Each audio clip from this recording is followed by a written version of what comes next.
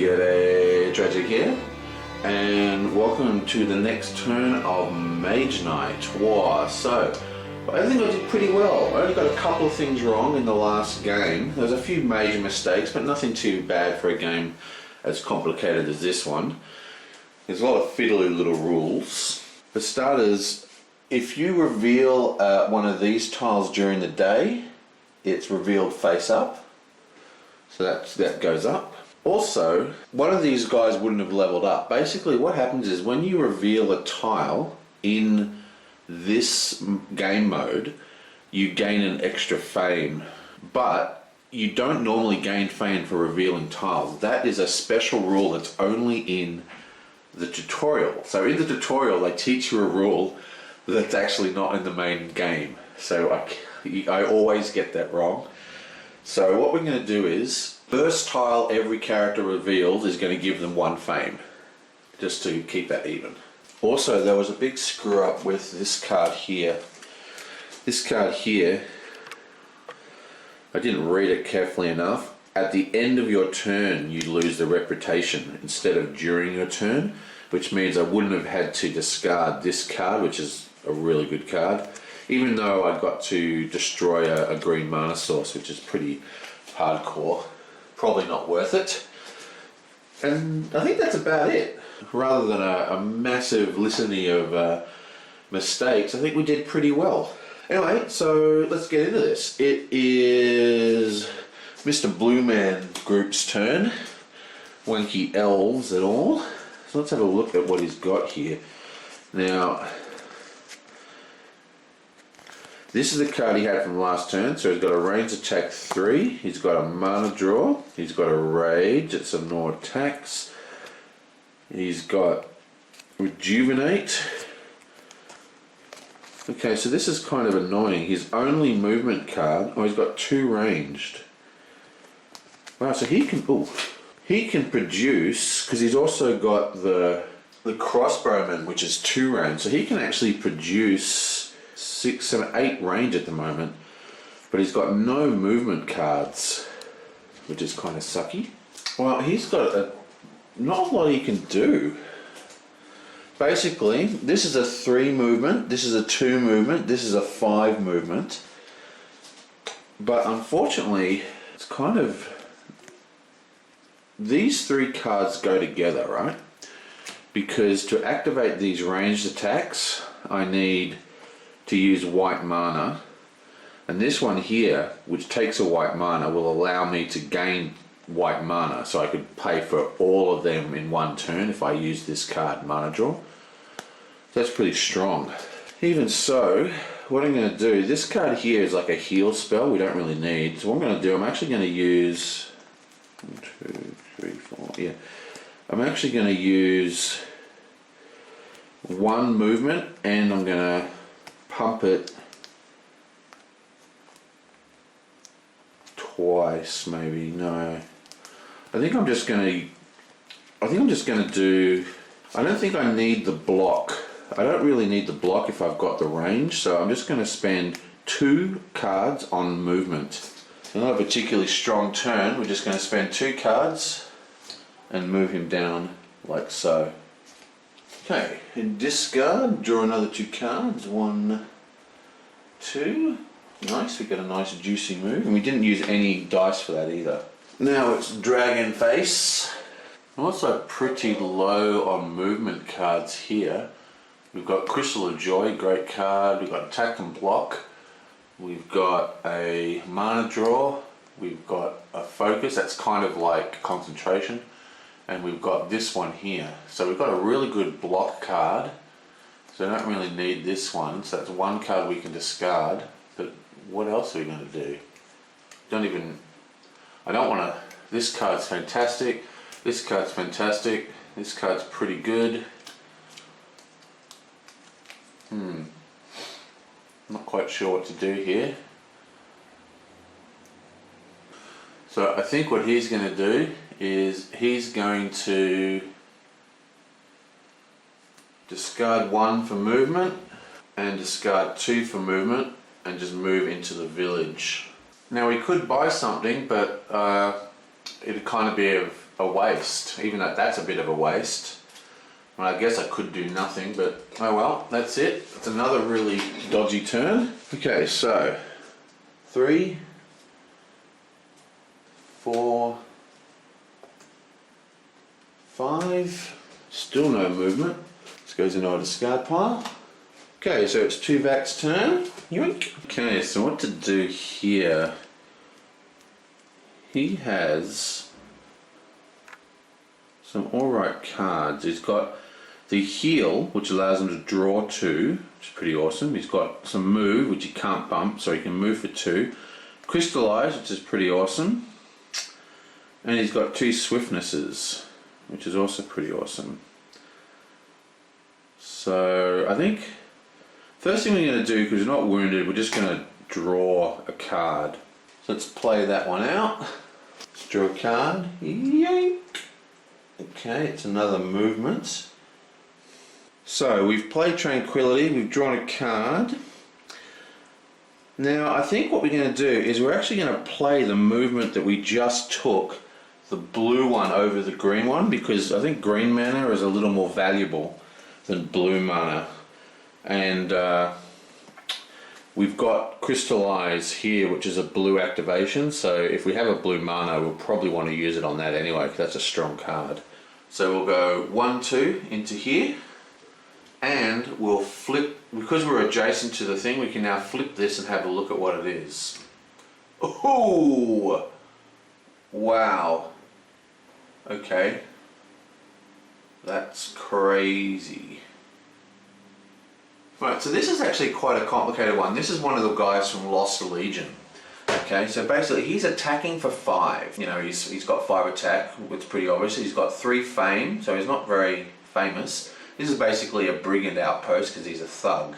But he's got this new ability. He's got 3 armor, and he's got 2 abilities. One of them's old, which is, see that little, it's like a little X, like an X over the fortified icon. And what that basically means is that all fortifications are ignored for this guy. He's got no fortifications, which is good because he's in a fort, but it doesn't count, which is awesome.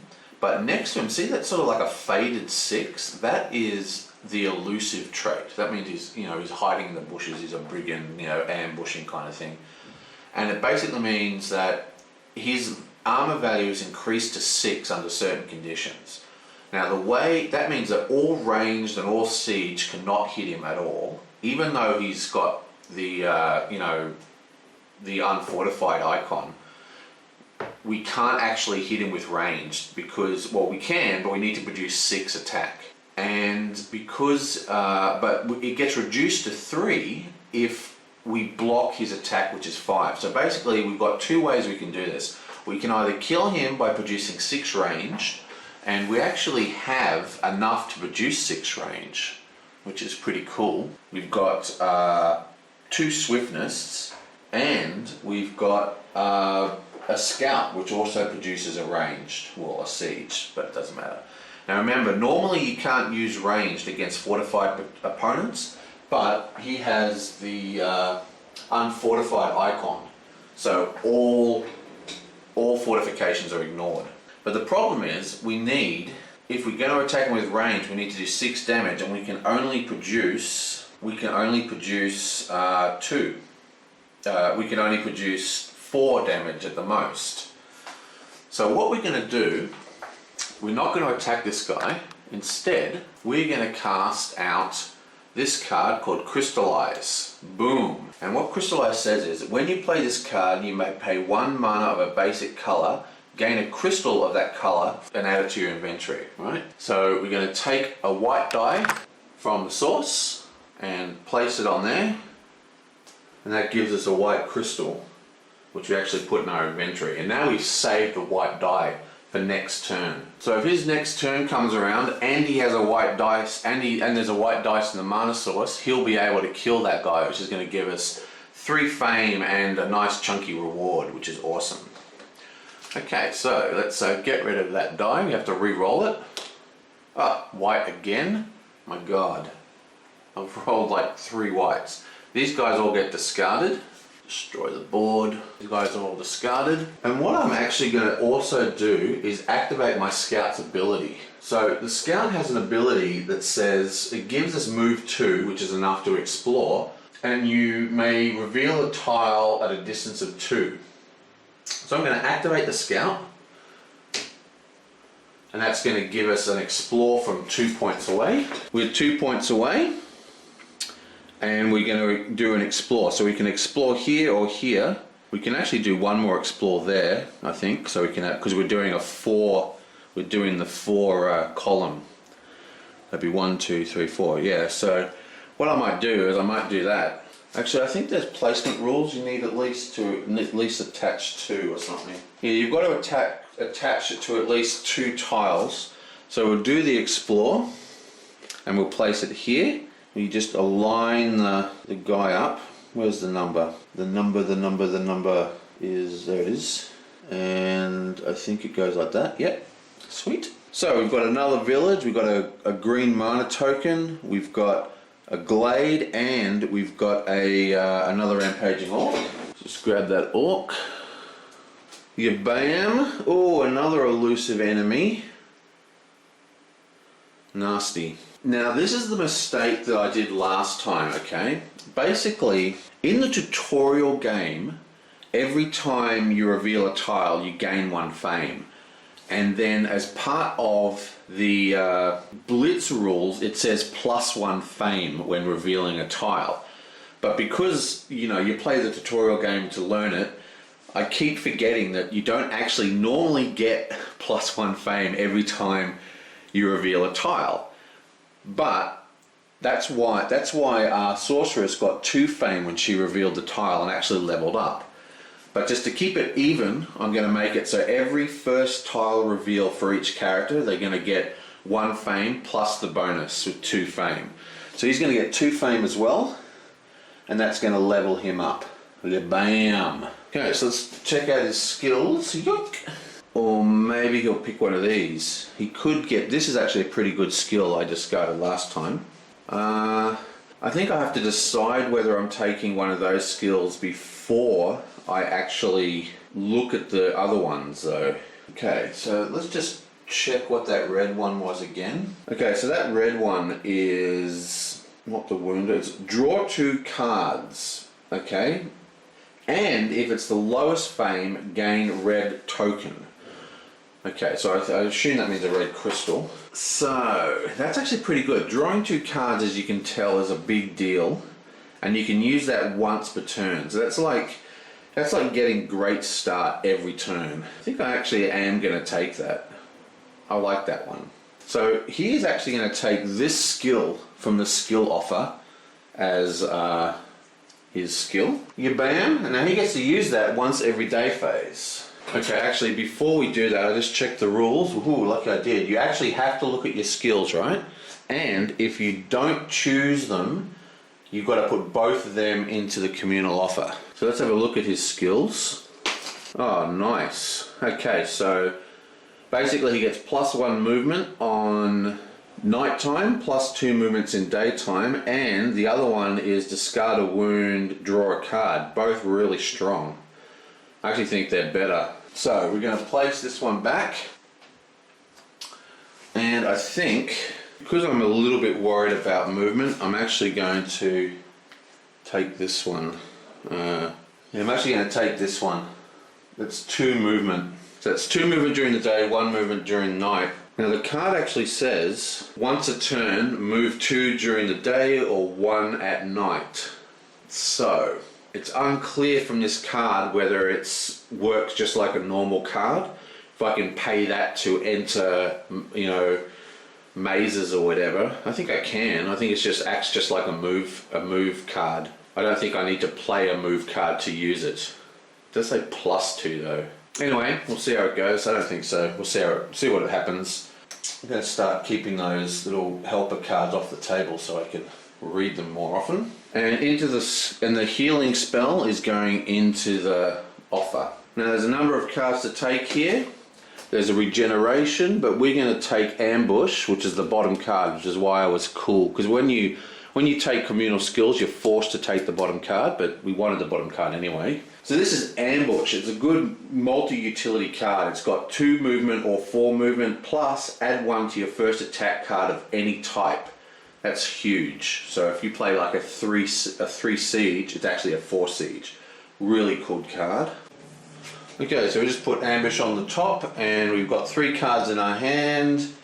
So just draw again, we get Ambush, nice, and be good.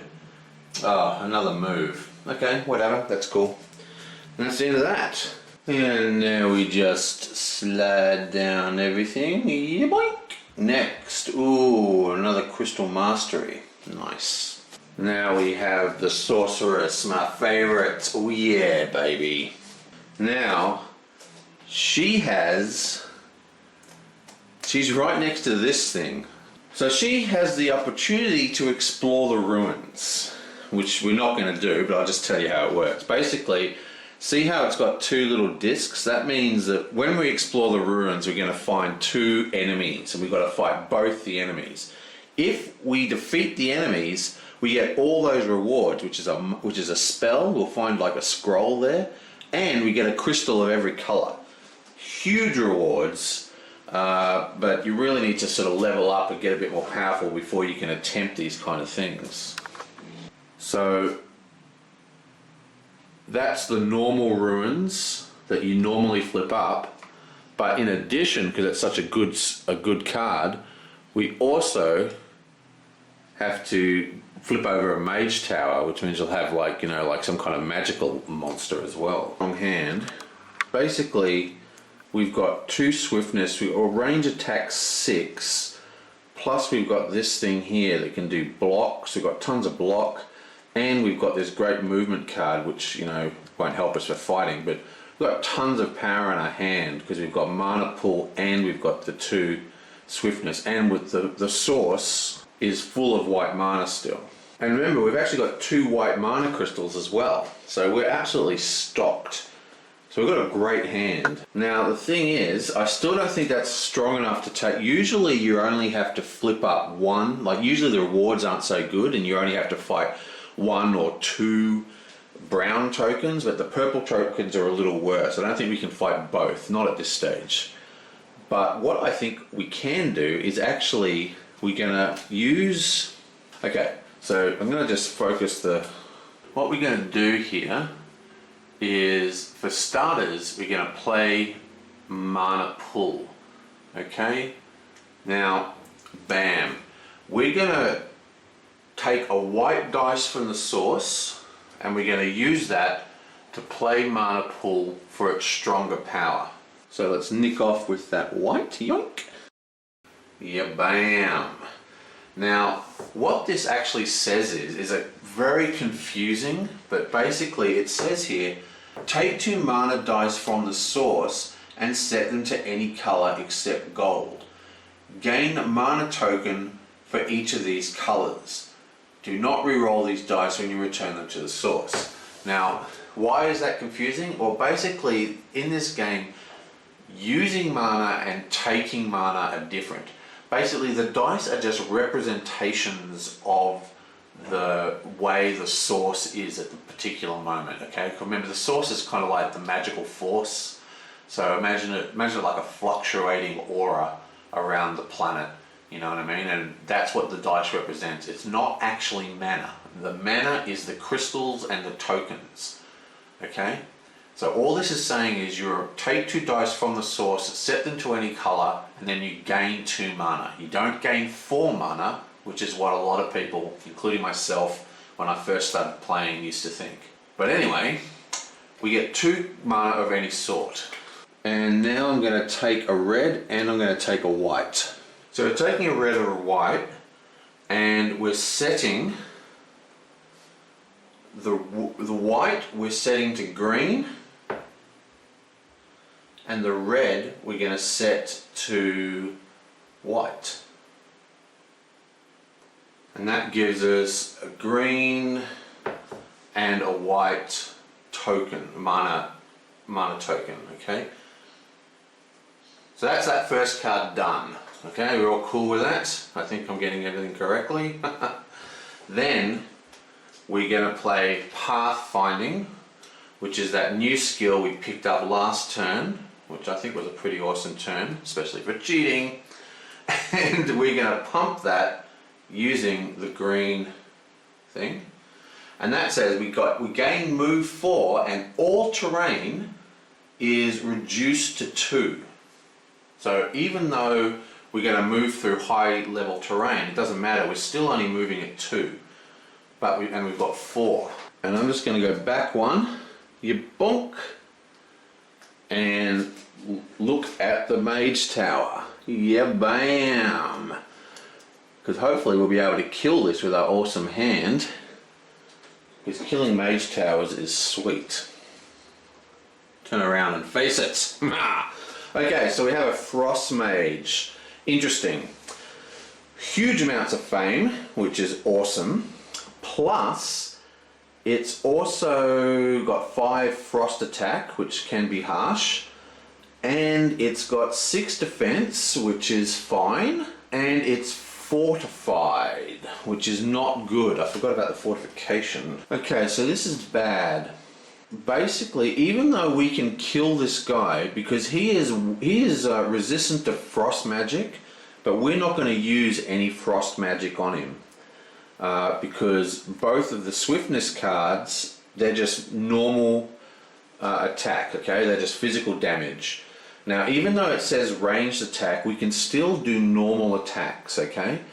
So it's breaking down like this. Because this is inside a tower, it's actually got fortification, which means that you can't use range, you have to use siege. Still, that means we need to block. We can't kill him outright, but we need to block 5 points of damage. So I am actually going to attack this person, and I'm just going to take the 5 damage in the face. Okay?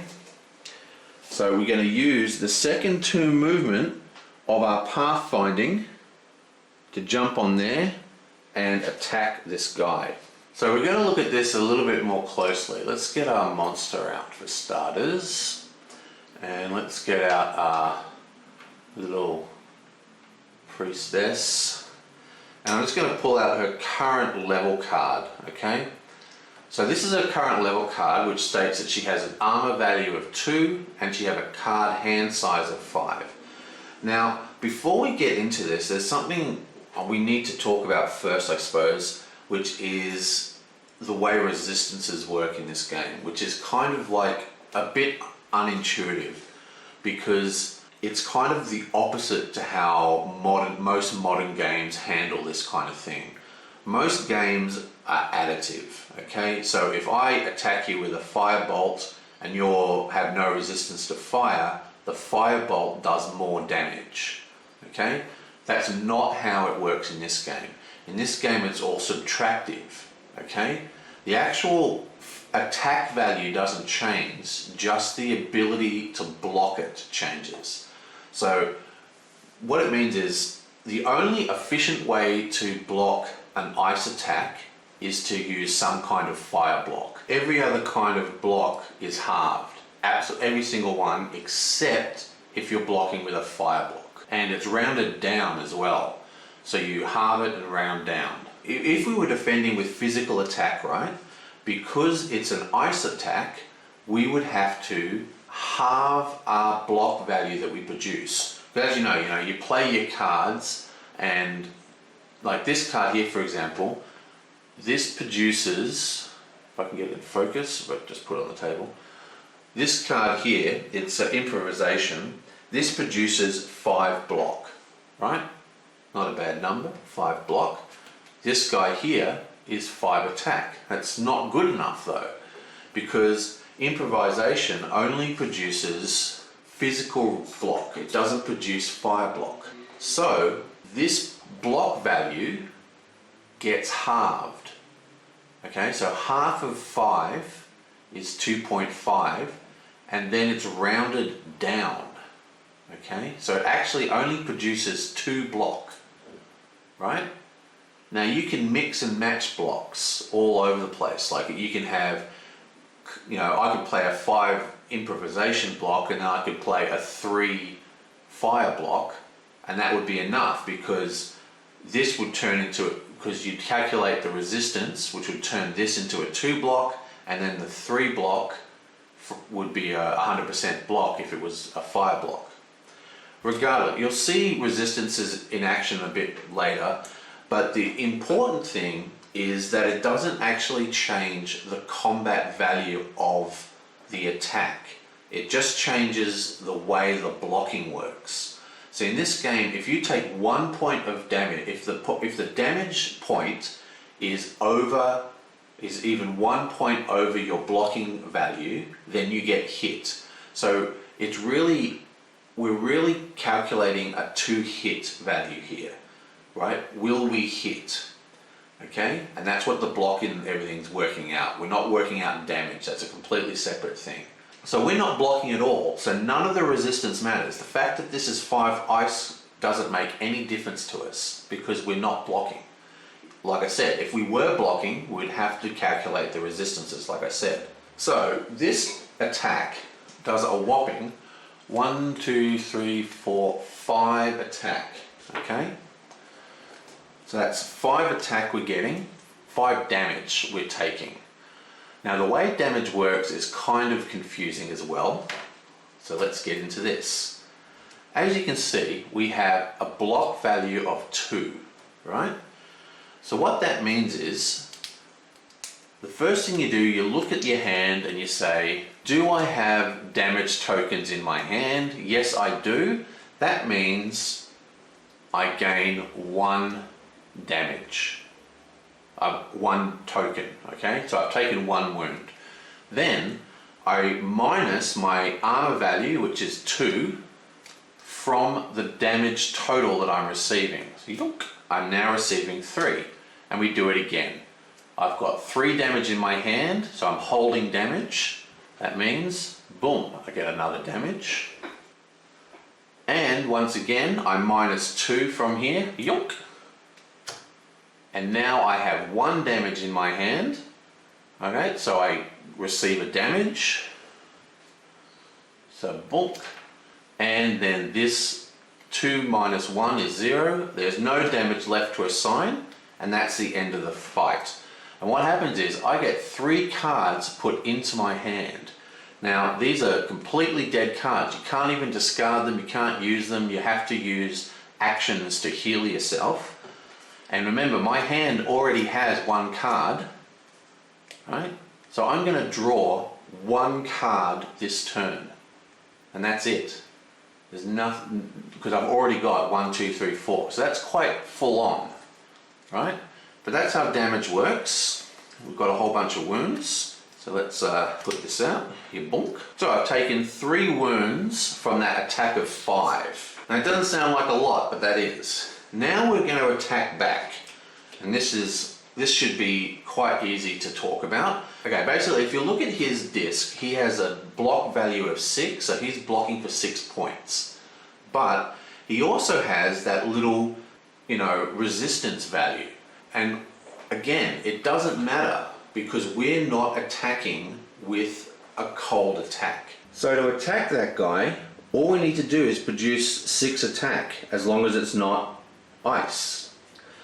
So we're going to cast both these swiftness cards, which produce 3 attack each, which, 3 plus 3 is 6. We still have 1 mana token on mana steel that we produced at the beginning with mana pool, beg your pardon. And that will power 1. And remember, in the last turn, we actually produced a mana crystal. So we're going to use that mana crystal to pump the other one.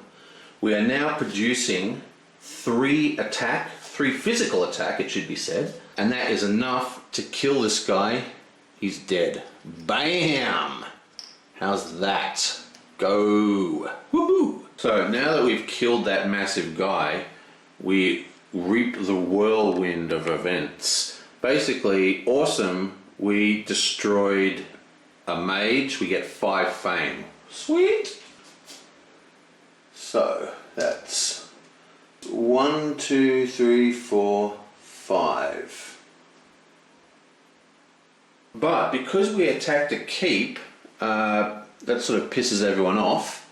No one likes to know that their local buildings are under attack. We actually go down one in reputation. But who cares? We just leveled up, son. So as we've now leveled up, we actually get the second token, which means that we reveal a new action tile. Oh yeah. Which is actually this thing. So what usually is this is usually on top of your deck like this, and then when you level up, you just pick it up and you turn it over, boom. And now I've got 2 slots for hiring helpers, and if we look at the action tile that's been revealed, we now have a nice 3 armor. We still only draw 5 cards, but we have 3 armor, which would have really helped us a few seconds ago. And not only do we get the reputation for killing that guy, we also, as a reward, when we search the keep, we find a scroll, and we can pick any one of these scrolls and keep it. And these are super, super powerful. Let me have a look at them. Right, these are so powerful. We have a lot of really powerful effects here. For starters, we have Restoration. It's got Heal 3, which means we can instantly heal all those wounds that we just took. Plus, at night, if you can pay with 2 mana, so you need 1 mana green and you need a black mana, and you need a mana to power these, by the way, they're not free, we can actually heal 5 if we're inside a forest. You can heal 5 in a forest in this one as well. It means that we can basically just be really reckless. We can just run around attacking keeps, just taking damage in the face and just healing over it. You know, that's really, really strong, like crazy strong. Then we've got Burning Shield. Wow, these spells are so strong. They're always really strong with the spell deck. So it's a fire block 4, okay? So remember I was talking about fire blocks and, you know, the resistances? And because it's a burning shield, it actually counts as a 4 attack fire if you block with it. That's pretty amazing. And if you power it with a dark mana, which you can only do at night, you gain, it actually destroys the enemy. So you can, you know, fight really powerful enemies and just kill them outright. That is ridiculous as well. And lastly, we have Mana Calm, which actually is not a card I particularly like. Mana Calm just stops the other players from having actions. Okay, so what happens is the first one, you take a mana die of a basic color from the source and keep it in play area until the end of the round. You either gain 3 mana tokens of that color this turn or 1 mana token of that color each turn for the remainder of the round, starting with your next turn. So basically, it does a couple of things. One, you remove a die from the source. That's strong enough as it is. As you see, the source really matters. And then you can gain tons of mana in one turn for a big powerful turn like we did this turn, or you can just constantly gain every turn, which is also very good. Now the curse is even better, same as the basic effect, but in addition, until the end of the round, each time another player uses 1 or more mana of that color in their turn from any source, they take a wound. That's crazy. That means every time you use a mana dice or a crystal, you take a wound. You can only take 1 wound per turn, but it's still a big deal. So which of these 3 do I really want to go for? I really like the idea of the fire block being able to kill large people. It needs a red and a black mana. Now black mana is hard to take, hard to get hold of, right? So the bottom one, because basically to cast the bottom side of the spell, there's a lot of conditions need to be met. One, you need to be in the night phase to be able to use black mana. There are some exceptions to that, and you need to be able to use 2 mana in 1 turn. So it's actually quite difficult to gain the second thing. So you really want to look at the top effect, is the effect that I want to look at. For starters, a 4 fire shield plus 4 attack in a single card. That's fantastic. And this one here, a heal 3, possibly a heal 5, is also fantastic.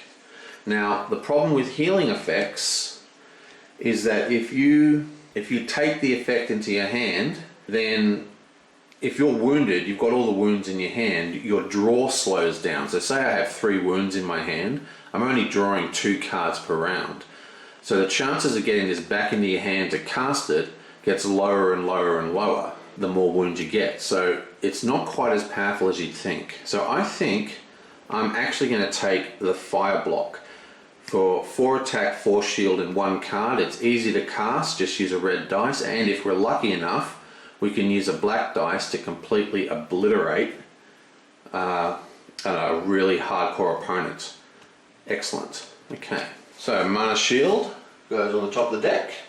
Oh, how long have I not had the light on? I hope everyone, oh man, better be able to see everything clearly. Okay, so these go back, they've got to go back in order. So it goes like this, yoink, and then slides down, new one revealed. The spells are so hard to choose. That was fantastic, and that is actually a lot better than I made it sound, I think. Wounding other people as they cast spells, gaining mana, I mean, you saw how tough it is to get mana. Thing is, that's the kind of card that if you are late in the game, it's really good. Like if you get that card later in the game when you've got a better idea of what your character's developed into, then you know what mana you're going to need. At the moment, I might not know what mana I want, you know? I don't know.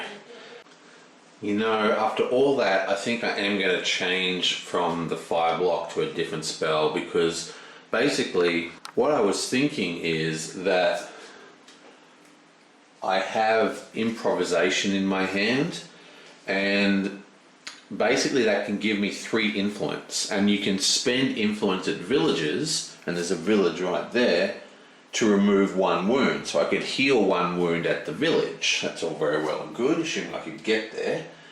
And that's what I didn't count on. I still got to move there.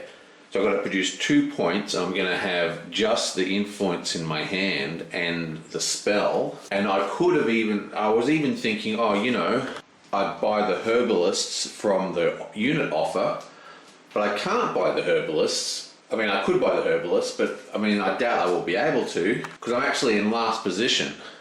So I think the clear choice is I'm actually going to take the healing spell, not the whatever, not the fire shield. Okay, so just put that there, you boink. Okay, so some pretty cool stuff as well. I've actually claimed this tower. Now this tower still exists. It's just that I now control it. That's going to be worth mucho dinero at the end of the game. Put my little figurine back there in her tower. The mage in the mage tower, nice. And now we've got the cleanup. Crystals go back in the pot. Both the dice that I use do not change, so they stay with the value they are, and then this one gets re-rolled because we used it traditionally. Ooh, it turns into a green. So I just put 2 green into the pot. That's not very cool. Oh well, that mana freeze that happened at the beginning of the game couldn't last forever. Okay, discard, discard, discard, discard. And now the sad bit. This here is actually in our hand, and all 3 wounds that we took go into our hand as well. So bam. 1, 2, 3, 4, which means we only draw 1 card this turn. So we place our hand there, and there's 4 there, so we draw 1 card only. Bam, there comes our heal. Nice. Now everybody in the table knows that, so everyone's going to try and destroy those green dice, because without the green dice, we won't be able to heal. That'd be really bad. And that is it. That is the end of the round, or turn, or whatever you call it, the end of the bunch of turns. And I will see you guys next time. I went a little long this time. Again, it's going to go faster and faster because the big explanations on how resistances work or way wounding work, they're not going to happen again. So the turns will get quicker. I want to keep them about 20 minutes a turn if I can, but this one's a little long. Sorry about that.